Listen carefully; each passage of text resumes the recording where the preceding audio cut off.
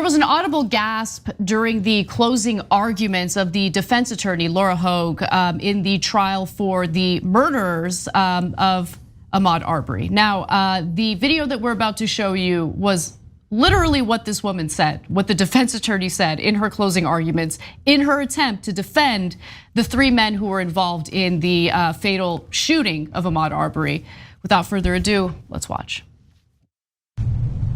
Turning Ahmaud Arbery into a victim after the choices that he made does not reflect the reality of what brought Ahmaud Arbery to Satilla Shores in his khaki shorts with no socks to cover his long, dirty toenails. To cover his long, dirty toenails. So at the very end, after she says long, dirty toenails, you hear someone gasp because of how disgusting and shocking that statement was. Khaki shorts, no socks, long, dirty toenails. And of course, this is an attempt to dehumanize the very person who was hunted down by these 3 men, shot by 𝗂𝗵𝗁. There's now so much evidence that the McMichaels lied to the police in the police report about what transpired that day. They claim that they pulled up again right next to Ahmaud Arbery to ask some questions. Turns out that they boxed him in, and as he was trying to run away, that was when they decided to, 𝗂𝗵𝗁 decided to open fire, shooting him in the chest. This is what they do.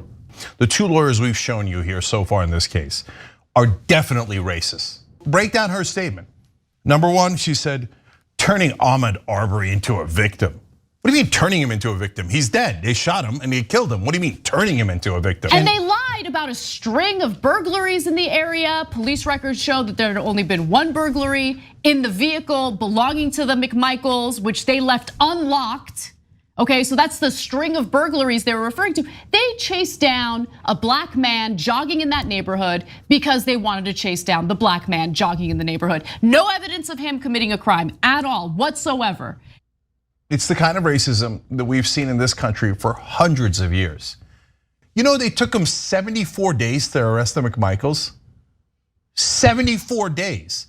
This is an open and shut case. Not only did Ahmaud not do any burglary at that house under construction, no one did. There was no burglary at all. You know, it's incredible because while they try to paint Ahmaud Arbery as some sort of savage, right? Let's talk about who the real savages are here. I would argue the real savages in this country, not just this trial, not just this case, but in this country, are the people who prioritize private property and protecting private property over protecting human lives. There's no evidence that Ahmaud Arbery engaged in any type of criminal activity or that he burglarized a house that was under construction. No evidence whatsoever. But even if there was evidence, who cares? That justifies shooting and killing people because of precious material items, really? I would argue that's the savage behavior. Savages don't value human lives. That's what savages are. Okay, that woman right there, she's the real savage who's trying to justify the murder of a man who was jogging by referencing his toenails, when in reality what she's doing is justifying the murder of a person who did absolutely nothing wrong. Absolutely nothing wrong. We're tired of right-wing terrorism that has been done in this country for centuries. Look, I don't want to, when they attack black people after they've been murdered, when they did absolutely nothing wrong, you're pushing us to the limit. And what do I mean by that? You're asking us to talk about history, the history of the South. This is in Georgia. What happened in Georgia? There were savages in Georgia. It was the ancestors of the white right-wingers. They were absolute savages. They murdered people, they lynched people, they raped people, they enslaved people. They took babies from their mothers and sold them as property. You want to talk about savages? Your ancestors were the biggest savages the world has ever seen. So don't you dare call a black man a savage after you murdered him. Don't you dare do that. I'm so sick of African Americans being called violent when the world's worst violence was done to them, not by them, to them, not by them. For God's sake, you want to do racist stereotypes? If it fit anywhere, and it doesn't, but if it fit anywhere, it would certainly fit white right-wingers in the South, who has hundreds of years of history of being savages. Savages. They snatched babies, and they sold them as property, and they raped their mothers. Savages. That's what they were. You want to talk about stereotypes? Screw all of you who still defend that Confederacy, that monstrosity.